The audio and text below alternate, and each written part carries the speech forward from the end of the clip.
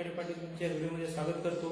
आपण जी काही अर्थव्यवस्था या विषयाची जी काही सिरीज चालू केली आहे त्यामध्ये आज आपण राष्ट्रीय उत्पन्न नॅशनल इन्कम जसं स्वतःचं व्यक्तिगत उत्पन्न असते तसं देशाचं सुद्धा उत्पन्न असते, त्याच देशाच्या उत्पन्नावर आपला सर्व सरकारचा गाडा चालत असतो, ते आपण आज नॅशनल इन्कम याबद्दल शिकणार आहोत। म्हणजेच काय राष्ट्रीय उत्पन्न म्हणजेच नॅशनल इन्कम। आता पहिल्यांदा आपण यामधल्या संकल्पना ज्या काही महत्त्वाच्या येतात त्यानुसारच मग आपल्याला राष्ट्रीय उत्पन्न समजेल कसं निघते ते। त्यामध्ये पहिल्या दोन महत्त्वाच्या संकल्पना घटक उत्पन्न आणि गैर घटक उत्पन्न। घटक उत्पन्न म्हणजे जे काही घटक असतात उत्पादनाचे घटक, आता ऍक्च्युअली अर्थव्यवस्थेमध्ये 4 घटक मानले जातात उत्पादकाचे। त्यामध्ये कोणकोणते? लँड म्हणजे भूमी, लेबर म्हणजे श्रम, कॅपिटल, ऑर्गनायझेशन, हे जे काही 4 घटक मानले जातात उत्पादनाचे, याला जे काही मिळेल उत्पन्न ते हे आपलं घटक उत्पन्न। म्हणजे लँडला रेट मिळेल म्हणजे तुम्हाला जे काय ते भाडं द्यावं लागेल जमिनीचं, लेबरला वेजेस म्हणजे त्यांची मजुरी मिळेल, नंतर कॅपिटलवर इंटरेस्ट मिळेल म्हणजे व्याज मिळेल, आणि तुम्ही जर ऑर्गनायझेशन म्हणजे एखादा व्यवसाय चालू केला किंवा काय चालू केलं त्यात तुम्हाला नफा मिळेल, प्रॉफिट मिळेल। ठीक आहे, हे जे काय उत्पन्न हे झालं घटक उत्पन्न। घटक काय? हे 4 घटक येतात त्यांनाही उत्पन्न मिळते म्हणून आपण त्याला काय म्हटलंय? घटक उत्पन्न असं म्हटलंय। आणि यामध्ये काम केल्याशिवाय किंवा यांनी काहीतरी दिल्याशिवाय हे आलेलं नाही उत्पन्न, हे झालं घटक उत्पन्न। दुसरी संकल्पना आहे गैर घटक उत्पन्न। गैर घटक उत्पन्न म्हणजे काय? कोणत्याही प्रकारचे काम न करता किंवा त्याग न करता जे काही उत्पन्न मिळेल त्याला आपण गैर घटक उत्पन्न म्हणतो। त्यामध्ये दान आलं, न्यास निधी आले, किंवा तुम्हाला जर डोनेशन दिले असेल किंवा देणगी आल्या किंवा तुमचा कर असेल किंवा दंड असेल, हे काय आहे? गैर घटक उत्पन्न।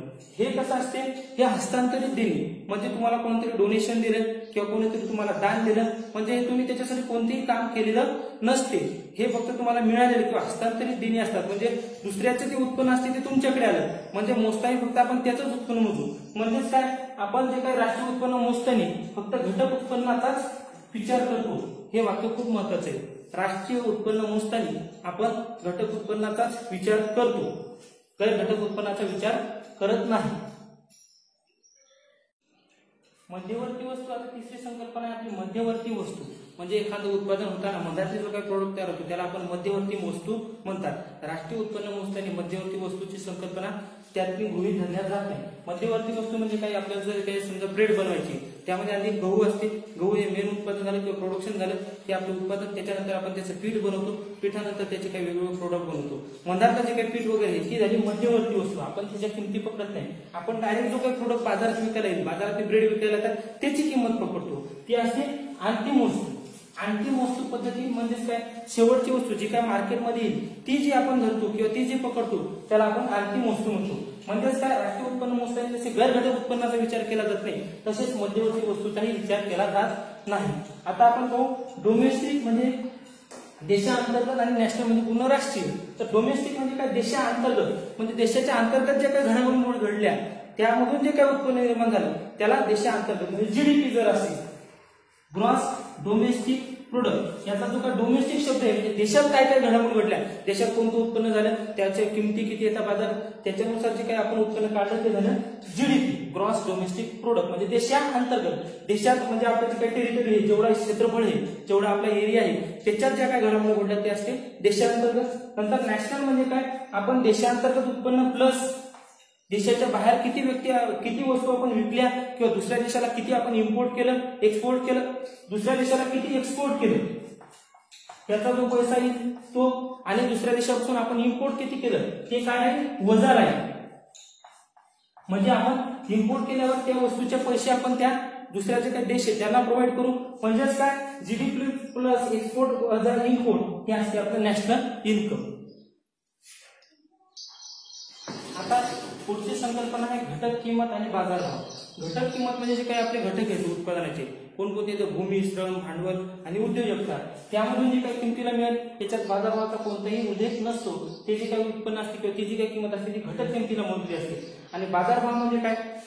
आपली जी काही उत्पादन पद्धती आहे, शेतीमध्ये तुम्हाला उत्पादन होते ते तुम्ही बाजारात गेल्यानंतर त्याचं तुम्हाला कळेल की याचा किती उत्पन्न झाले। म्हणजे आपल्याला जे काही प्राथमिक क्षेत्र असेल, द्वितीय क्षेत्र असेल त्यातून आपल्याला उत्पादन होते, उत्पन्न नाही। नंतर सेवा क्षेत्रात तुम्हाला डायरेक्ट उत्पन्न होते. बाजारभावामध्ये तुम्ही बाजारात गेल्यानंतर त्याला किती भाव मिळाला त्यानुसार जी काही किंमत असेल ती झाली बाजारभावानुसार किंमत. आणि घटक किंमत म्हणजे भूमी, श्रम, भांडवल, रोजगार किंवा उद्योजकता या सगळ्या मिळून किती उत्पन्न आलं त्याला आपण म्हणतो घटक किमतीनुसार काढलेले उत्पन्न. आणखीन काय, आता घटक किंमतीनुसार तुम्ही बाजारभावात जरी तुम्हाला माहित असेल तरी तुम्ही घटक किंमत काढू शकता. बाजारभाव प्लस अनुदाने. घटक किमतीला मोजताना काय असते, सरकारने जी काही अनुदाने केलेली असतात किंवा दिलेली असतात प्रत्येक गोष्टीवर सबसिडी असते, का खतावर सबसिडी असते, बियाण्यावर सबसिडी असते, वेगवेगळ्या गोष्टीवर सबसिडी असते, ती आपल्याला काय करावी घटक किमतीला मोजताना ती ऍड करावी लागेल कारण ते सरकारचं काय उत्पन्न आहे. आणि बाजारभावात किंवा बाजारात तुम्ही गेल्यानंतर जे काही इनडायरेक्ट टॅक्सेस तुमचे लागतात ते वजा करावे लागतील. याच्यात उलट जर तुम्हाला बाजारभावानुसार जर करायचे असेल तर घटक किमतीची तुम्हाला अनुदाने वजा करावी लागतील आणि प्लस काय करावे लागेल अप्रत्यक्ष कर करावा.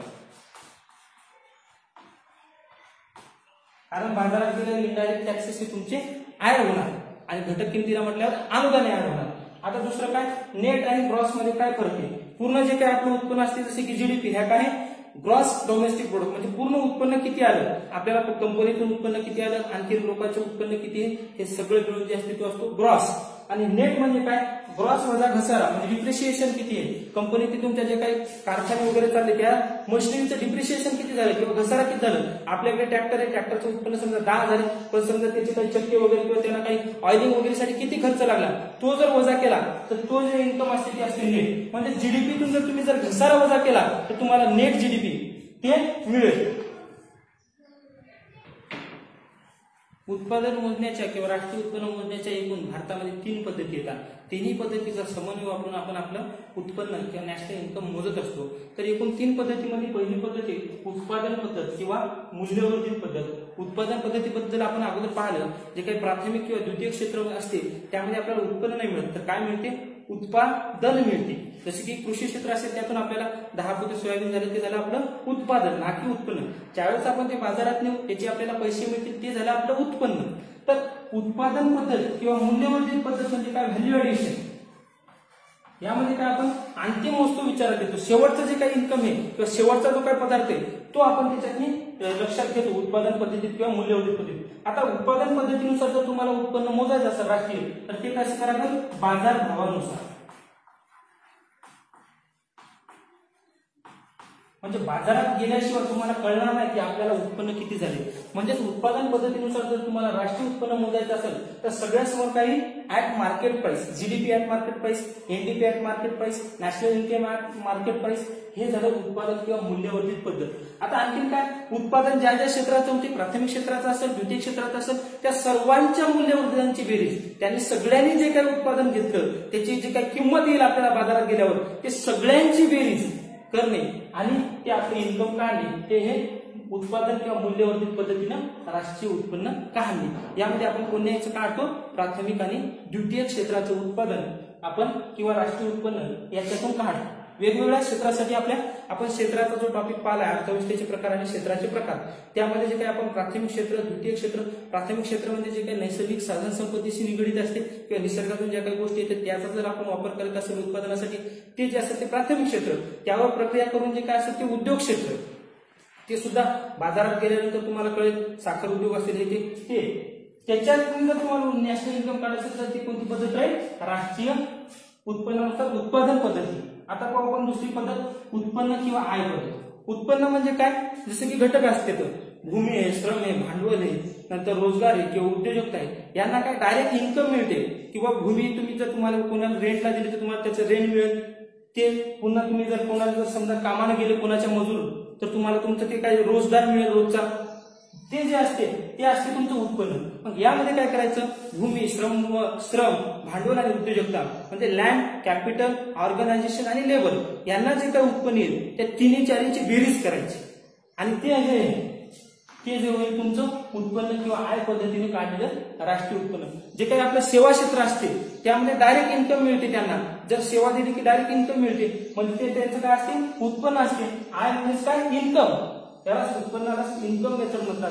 ही सुद्धा आपल्या देशातली आपण सेवा क्षेत्राचं मोजमाप करण्यासाठी वापरतो. आणि तिसरी काय, खर्च पद्धती. आता जे काही आपले बांधकाम क्षेत्र वगैरे असतात किंवा शहरातलं बांधकाम असेल, ग्रामीण भागातलं असेल बांधकाम असेल, त्यामध्ये आपण खर्च पद्धती वापरतो. यामध्ये आणखीन काय तर सरकारचा उपभोग खर्च, नंतर सरकारचा भांडवली खर्च, आणखी खासगी लोकांचा उपभोग खर्च आणि भांडवली खर्च या सगळ्यांची बेरीज. आता खर्च कुठून करणार आपण? उत्पन्न ज्यातून आलं, जे इन्कम आपलं असेल त्यातूनच आपण खर्च करू. आपण खर्च जरी मोजला तरी आपण राष्ट्रीय उत्पन्न आपलं काढू शकतो. म्हणजे प्राथमिक क्षेत्रासाठी आपण उत्पादन किंवा मूल्यवर्धित पद्धत वापरू शकतो. नंतर जे काही सेवा क्षेत्र आहे त्यामध्ये उत्पन्न किंवा आय पद्धत वापरू शकतो. जे काही बांधकाम क्षेत्र आहे त्यासाठी आपण खर्च पद्धत वापरू शकतो. अशा तिन्ही पद्धतीचा एकत्रितपणे वापर आपण भारतामध्ये करतात. रिअल नॅशनल इन्कम म्हणजे काय किंवा राष्ट्रीय उत्पन्नाचा फॉर्म्युला तुम्हाला परीक्षेत विचारत असतो. आपण 3 पद्धती पाहिल्या. घटक किंमत काय, बाजारभावानुसार काय, अंतिम वस्तू काय, गैर घटक उत्पन्न काय, घटक उत्पन्न काय.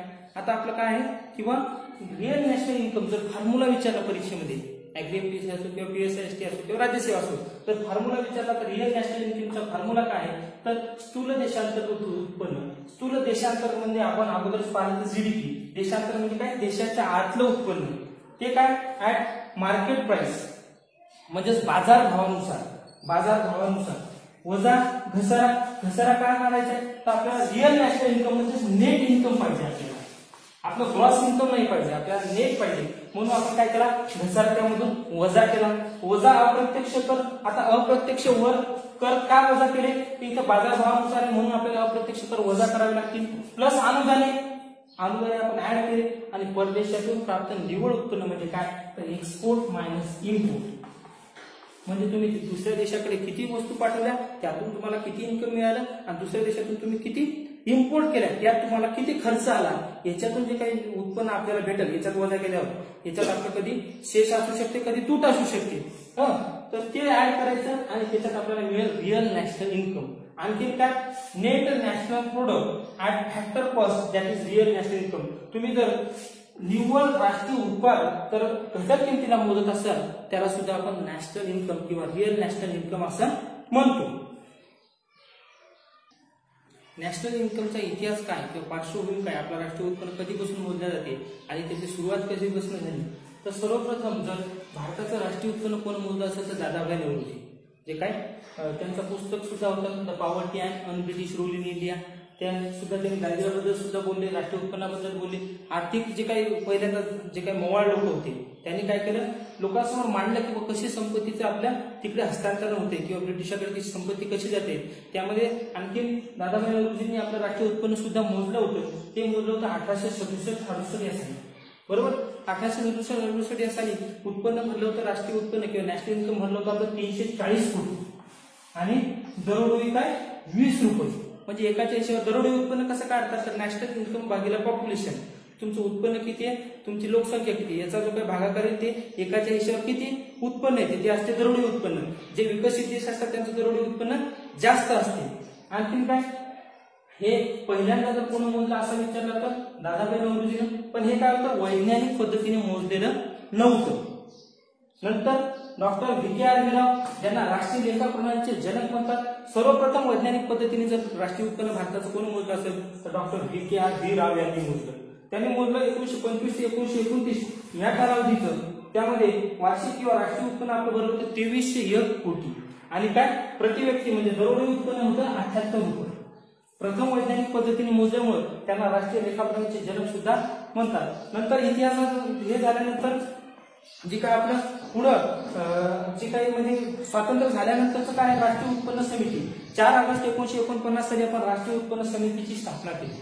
आपल्या भारत देशात राष्ट्रीय उत्पन्न कसं मोजायचं, काय असेल, त्याच्या पद्धती काय असायला पाहिजेत, आणखी काही गोष्टी विचार करण्यासाठी आपण 4 ऑगस्ट 1949 साली आपण राष्ट्रीय उत्पन्न समिती म्हणजे नॅशनल इन्कम कमिटीची स्थापना केली. त्या समितीचे अध्यक्ष PC महालनोबिस हे होते.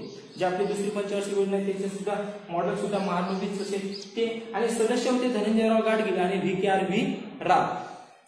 नंतर काय 1948, 49, 50 आणि 50-51 या 3 वर्षाचं त्यांनी उत्पन्न मोजलं आणि त्यांनी त्याच्यासाठी आधारभूत वर्ष भरलं होतं 48-49 हे वर्ष. बरोबर. आणखी काय 1950 ची NSSU ची स्थापना आहे. नॅशनल सॅम्पल सर्व्हे ऑर्गनायझेशन म्हणजे काही जे काही सर्वे व्हायचे देशातले जे काही वेगवेगळ्या जनगणना असतील किंवा काय असतील सर्वे जे काय करायचे ते सगळं काम कोण करायचं 1950 ची NSSO म्हणजे डाटा कलेक्शन त्याचं सगळं त्याच्यावरचं रिसर्च वगैरे सगळं डाटावर जे काही गोष्टी घडायच्या त्या NSSO करायच्या आणि 1954 जे काही CSO होतं म्हणजे सेंट्रल स्टॅटिस्टिकल ऑर्गनायझेशन ही जी काही इन्फॉर्मेशन याच्यावर प्रक्रिया वगैरे सगळं झाल्यानंतर ते प्रकाशित करण्याचं काम सेंट्रल स्टॅटिस्टिकल ऑर्गनायझेशन करायचं नॅशनल इन्कम सुद्धा जाहीर करण्याचं काम CSO करायचं हे असं आहे. आता नॅशनल इन्कम बद्दल आपण पाहू. आपण आता NSSO पाहणार आहोत नॅशनल सॅम्पल सर्व्हे ऑर्गनायझेशन पण त्यावेळेस ती स्थापन झाली होती 1950 मध्ये त्यावेळेस काय होतं नॅशनल सॅम्पल सर्व्हे होतं फक्त. नंतर काय झालं 1970 मध्ये नॅशनल सर्व्हे सॅम्पल ऑर्गनायझेशन झाले. आता 2014-15 वगैरे मध्ये ते नॅशनल सॅम्पल सर्व्हे ऑफिस केलं होतं आणि आता NSSO आणि CSO एकत्र करून NSSO आहे. आता काय आणखी ते काय काय करायचं सर्वेक्षणाचं काम करायचं त्याचे 4 विभाग असतात. नुसतं सर्वेक्षण करत नाहीत ते तर काय करतात सर्वे व डिझाईन रिसर्च विभाग म्हणजे काय SID विभाग तो म्हणजे सर्वेची डिझाईन बनवायची सर्वे कसा प्रकारचा असला पाहिजे आपण आता लोकसंख्या मोजतो किंवा आणखी काय मोजतो त्याची पहिल्यांदा डिझाईन असते त्याचं एक फॉर्म असते ते सगळं काम सर्वे व डिझाईनचं काम असेल किंवा रिसर्चचं काम असेल ते कोलकात्याला चालते. नंतर फील्ड ऑपरेशन म्हणजे फील्डवर ऑपरेशनचे जे काही विभाग आहे तो नवी दिल्ली व फरीदाबादला आहे. डाटा प्रोसेसिंगचा विभाग कोलकात्याला आहे. समन्वय व प्रकाशन म्हणजे काय हे सगळं डाटा प्रकाशन किंवा आपण जमा केला त्याच्यावर प्रोसेसिंग केलं त्याच्यानंतर त्याचं प्रकाशन करावं लागेल ते प्रकाशन करण्यासाठी सुद्धा त्यांचे एक ऑफिस आहे ते नवी दिल्लीला आहे. आणखी काय कोणकोणते ते सर्वेक्षण करते तर सामाजिक व आर्थिक सर्वेक्षण करते म्हणजे वेगवेगळे सोशल किंवा इकॉनॉमिकल ज्या काही गोष्टी असतात त्याबद्दलचे सर्वेक्षण NSSO करायची. नंतर कृषी संबंधी म्हणजे पशुगणना असेल 5-5 वर्षानंतर किंवा आणखी काही कृषी संबंधी किंवा किती भूधारण क्षेत्र आहे कोणकोणते शेतकरी कोणकोणत्या प्रकारचे शेतकरी येतात हे सर्व भूमी सर्वेक्षण किंवा कृषी सर्वेक्षण सुद्धा NSSO करायची. औद्योगिक सर्वेक्षण म्हणजे इंडेक्स ऑफ इंडस्ट्रियल प्रोडक्शन साठी जी काही माहिती लागायची किंवा CPI अर्बन साठी जी काही माहिती लागायची ते सुद्धा NSSO कलेक्ट करायची. नंतर काय घरगुती उपभोगाच्या खर्चाची आकडेवारी म्हणजे कन्झ्युमर प्राइस इंडेक्स जो असतो तो अर्बनचा किंवा आपला रुरलचा. नंतर 2 वर्षाला ते काय सर्वेक्षण नावाचं जे काही मॅगझिन आहे किंवा द्वैवार्षिक ते प्रकाशित करायची. आता आपण पाहू CSO पुढची संघटना CSO सेंट्रल स्टॅटिस्टिकल ऑर्गनायझेशन स्थापना आहे 1954 ची आणि कार्यारंभ झाला त्याचा 1955 एप्रिल 1955 मध्ये. त्याचं मुख्यालय काय आहे दिल्लीला आहे आणि त्याची औद्योगिक सांख्यिकी विंग कोलकात्याला आहे. तर CSOचं प्रमुख कार्य काय तर राष्ट्रीय उत्पन्न मोजणी व त्याची आकडेवारी प्रकाशित करणे त्यासाठी जी काही इन्फॉर्मेशन वगैरे आहे ती गोळा करण्याचं काम NSSOचं होतं ते गोळा करून ते कोणाला प्रोव्हाइड करायचे CSOला. CSO ती आकडेवारी छानून वगैरे सगळ्या गोष्टी करून राष्ट्रीय उत्पन्न जाहीर करायचे. तर प्रमुख कार्य जर विचारलं तर राष्ट्रीय उत्पन्नाची गणना आणि ते जे काही राष्ट्रीय उत्पन्न किंवा नॅशनल इन्कमची आकडेवारी ते कशा नावाने राष्ट्रीय लेखा सांख्यिकी या नावाने ते प्रकाशित करायचे. जसे की NSSO सर्वेक्षण नावाचं द्वैवार्षिक प्रकाशित करते त्याच्या माहितीसाठी तसे हे काय करायचे राष्ट्रीय लेखा सांख्यिकी जे काही त्याचं मॅगझिन वगैरे किंवा काहीतरी असेल त्याचं नाव असायचं राष्ट्रीय लेखा सांख्यिकी. नंतर दुसरं काय इंडेक्स ऑफ इंडस्ट्रियल प्रोडक्शन म्हणजे जे काही वस्तूच्या किमती वगैरे ठरतात त्या इंडस्ट्रियल त्या गोष्टी ठरवण्यासाठीचा जो काही इंडेक्स असतो ते सुद्धा जाहीर करण्याचं काम आपल्या CSOचं होतं. नंतर कन्झ्युमर प्राइस इंडेक्स त्याच्यात कोणकोणता रुरल म्हणजे ग्रामीण भागाचा कन्झ्युमर प्राइस इंडेक्स किती आहे नंतर शहराचा किती आहे आणि दोन्हीचा कंबाईन किती आहे हे कशासाठी वस्तूच्या किमती नियंत्रित करण्यासाठी कन्झ्युमर प्राइस इंडेक्स महत्वाचे असतात. ही आकडेवारी आणखी इकॉनॉमिकल स्टॅटिस्टिक असेल किंवा सोशल स्टॅटिस्टिक असेल हे सर्व काम कोण करायचं CSO करायचे. आता दुसरा टॉपिक म्हणजे याच्यानंतर राष्ट्रीय सांख्यिकी आयोग. राष्ट्रीय सांख्यिकी आयोग काय याची स्थापना जानेवारी 2000 मध्ये डॉक्टर सी रंगराजन होतं त्यांच्या अध्यक्षतेखाली केली होती. मग यांनी काय सांगितलं की कायमस्वरूपी आयोग तुम्ही नेमा. मग 2006 साली जे काही सुरेश तेंडुलकर होते त्यांच्या अध्यक्षतेखाली आपण त्यांच्या अध्यक्षतेखाली आपण कायमस्वरूपी आयोग नेमला 2006चा बरोबर. आणखी सध्याचे अध्यक्ष जर विचारले तर यांचा अध्यक्षाचा कार्यकाळ किती असतो 3 वर्ष किंवा वयाची 70 वर्षापर्यंत आणि मिनिमम वय काय यांचं अध्यक्ष होण्यासाठी 55 वर्ष असते. आणखी तो काय अर्थशास्त्रातला तज्ञ वगैरे असा 2016 पासून राधा विनोद बर्मन ह्या अध्यक्ष आहेत. आता आपण बेस इयर पाहणार आहोत आधारभूत वर्ष. आधारभूत वर्ष जे काय असते ते रिअल GDP म्हणजे आपला GDP खरंच वाढला किंवा नाही हे काढण्यासाठी खूप महत्वाचं असते। आधारभूत वर्ष यासाठी असते किंवा आपलं उत्पन्न वाढलं किंवा बाजारभावाच्या किमतीमुळे आपल्याला असं वाटलं आपलं उत्पन्न वाढलं, असं नाही। म्हणजे आपलं उत्पन्न वाढलं पाहिजे, उत्पादन वाढलं पाहिजे, ना की बाजारभावामुळे किमती वाढल्या म्हणून आपल्याला असं वाटतं की आपल्याला जास्त पैसे आले म्हणजे आपल्या देशाचं उत्पन्न वाढलं, तसं नाही झालं पाहिजे। आपलं उत्पादन वाढलं पाहिजे, त्याच्यासाठी एक आधारभूत वर्ष घोषित केले असते। त्या आधारभूत वर्षाच्या वस्तूच्या किमती किती होत्या, आज त्या वस्तूच्या किमती किती आहेत, यानुसार जर दोन्हात डिफरन्स असेल त्याच्यानुसार नॅशनल इन्कम काढला जातो, तो असतो रिअल नॅशनल इन्कम किंवा रिअल जीडीपी। आता आधारभूत वर्षाच्या शृंखला आहेत त्या आपण पाहून घेऊ। पहिली 48-49 जी पीसी महालोबी ज्याने पहिल्यांदा आपलं काही राष्ट्रीय उत्पन्न समिती होती त्यांनी जे मोजलं होतं ते होतं 48-49 आधारभूत वर्ष। नंतर 60-61 1960 आणि 1961 ही सुद्धा आधारभूत वर्ष आहे दुसरं। नंतर तिसरं आहे 80-81, चौथं 93-94, पाचवं आहे 99-2000, सहावं 2004-2005। आता हे वर्ष बेस इयर कोणी दिलं याचे सुद्धा नाव विचारतात। आता लगतचे जे काय ते त्यांचे नाव ध्यानात ठेवायचे। 2004-05 हे आधारभूत वर्ष अभिजित सेनगुप्ता या समितीने दिलं होतं। 2011-12 हे जे काही 7वं आधारभूत वर्ष आहे ते के सुंदरम, दत्ताने सुंदरम जे काही इकॉनॉमिक्सचं पुस्तक आहे त्यांनी हे जे काही सुंदरम त्यातले येतं त्यांनी हे आधारभूत वर्ष दिलं होतं। आता काय आपण पाहू मौद्रिक जीडीपी म्हणजे काय। मौद्रिक जीडीपी म्हणजे चालू किमतीला मोजलेल्या जीडीपीला मौद्रिक जीडीपी। आता चालू किंमत म्हणजे काय, बाजारात सध्या जी काही किंमत चालू आहे म्हणजे आपल्या एवढ्या वस्तू आणि सेवांचं आपण उत्पादन केलं त्यांची बाजारात काय किंमत आहे त्याच्यानुसार जो काही जीडीपी काढला जातो तो असतो मौद्रिक जीडीपी। तो कधी कधी आपल्याला वाढलेला दिसतो किंवा आपल्याला काय वाटते मग आपल्या देशाचं उत्पन्न वाढलं, उत्पन्न वाढले नसते, कधी कधी त्या बाजारभावाच्या किमती वाढलेल्या असतात म्हणून ते उत्पन्न आपल्याला जास्तच दिसते। त्याच्यासाठी आणखीन काय आहे वास्तविक जीडीपी। वास्तविक जीडीपी म्हणजे काय, स्थिर किमतीला मोजलेल्या जीडीपीला आपण काय म्हणतो वास्तविक जीडीपी। स्थिर किमती म्हणजे काय, आधारभूत वर्षानुसार या वर्षाच्या किमती किती येतात त्यामध्ये काय डिफरन्स आहे त्या डिफरन्स लक्षात घेऊन आपण जो काही जीडीपी काढतो तो असतो वास्तविक जीडीपी। आणि या दोघांचं जे काय आहे मौद्रिक जीडीपी आणि वास्तविक जीडीपी या दोघांच्या भागाकाराला जीडीपी डिक्टेटर असे म्हणतात। यावरून तुम्हाला समजते की बा आधारभूत वर्षाच्या नंतर हे जे काय आपण आताचं ज्या वर्षाचं राष्ट्रीय उत्पन्न मोजायला लागलो त्यामध्ये किमती वाढलेल्या आहेत का, काय झालं किंवा खरंच बाबा उत्पन्न आपलं वाढलं हे तुम्हाला त्यावरून कळते। भारतीय अर्थव्यवस्थेचं एकूण 9 याच्यातनी 9 उपक्षेत्रामध्ये विभाजन होते। आपण हे राष्ट्रीय उत्पन्न चॅप्टर मध्ये पाहतो की भारतीय अर्थव्यवस्था किती प्रकारची आहे।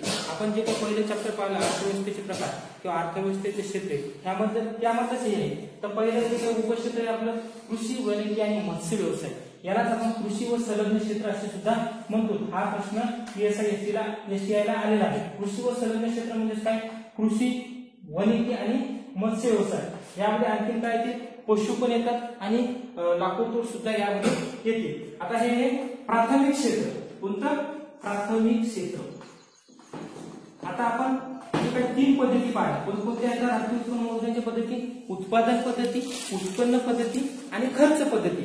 आपलं हे जे काही पहिलं क्षेत्र आहे कृषी, वाणिज्य आणि मत्स्य व्यवसाय यामधून आपल्याला काय मिळते, उत्पादन मिळते आणि ते आपण बाजारात नेल्यानंतर आपल्याला उत्पन्न मिळते। म्हणजेच काय, जे काही पहिलं क्षेत्र आहे आपल्या 9 उपक्षेत्रापैकी पहिलं कृषी, वाणिज्य आणि मत्स्य व्यवसाय याचं जर तुम्हाला उत्पन्न किंवा राष्ट्रीय उत्पन्नात याचा जर तुम्हाला समावेश करायचा असेल तर कोणती पद्धत वापरावी लागेल, तर उत्पादन पद्धत।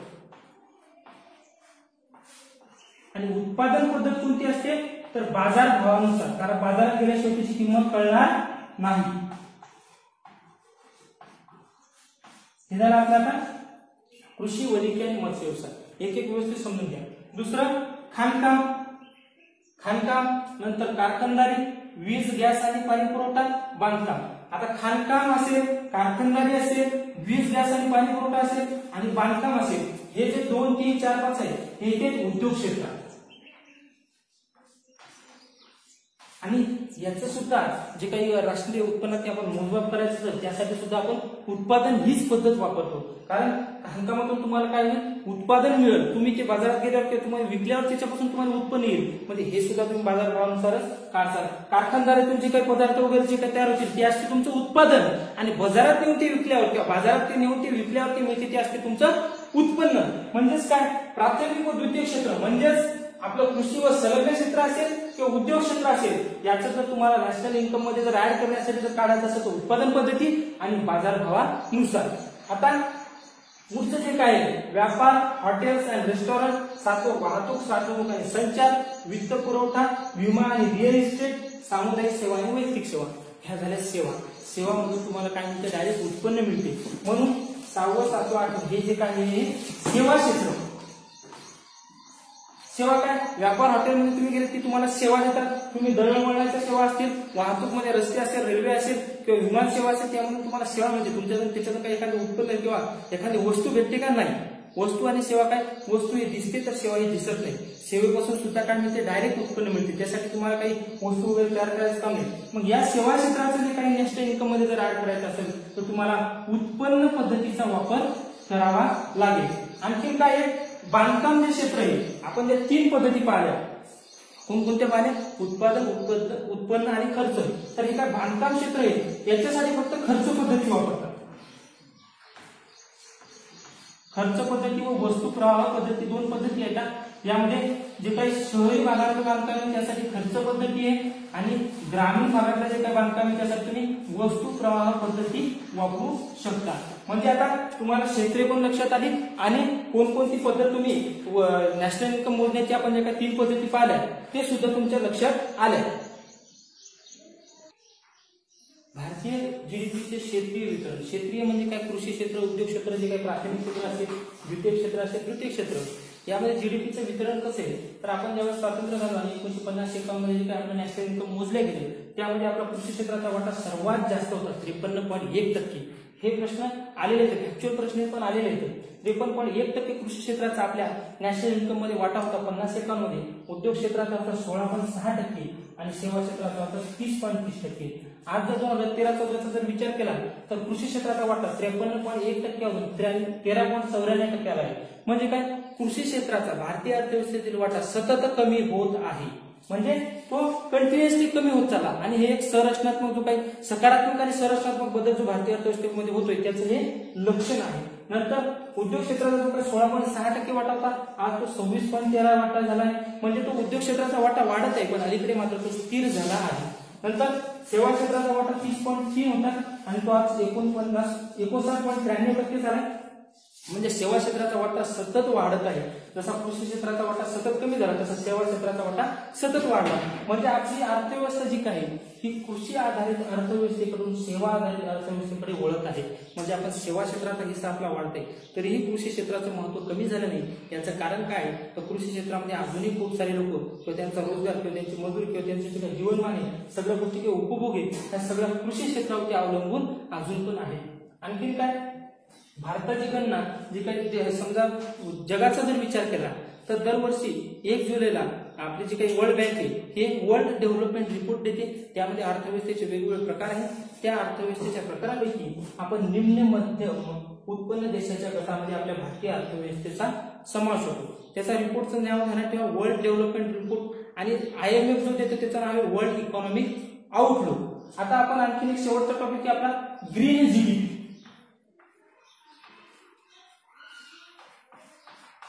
ग्रीन जीडीपी म्हणजे काय, तर जीडीपी प्लस ग्रीन म्हणजे काय, आपण जीडीपीचं आपलं जे काही उत्पन्न आहे त्यामधून आपल्या जे काही नैसर्गिक साधन संपत्तीची हानी किती झाली, निसर्गाची हानी किती झाली ती वजाबाकी करायची. जीडीपी वजा नैसर्गिक हानी.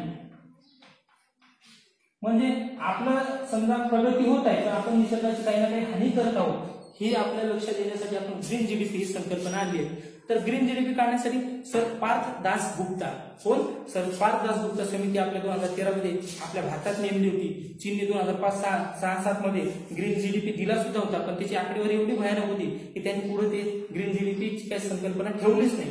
असं हे सगळं नॅशनल इन्कम असेल, त्याचे क्षेत्र असतील, राष्ट्रीय उत्पन्न मोजण्याच्या पद्धती असतील, आज आपण सर्व नॅशनल इन्कम जो काही टॉपिक आहे तो पहा. धन्यवाद. आणि हा व्हिडिओ सर्वांपर्यंत पोहोचवा, शेअर करा, लाईक करा, कमेंट करा. धन्यवाद.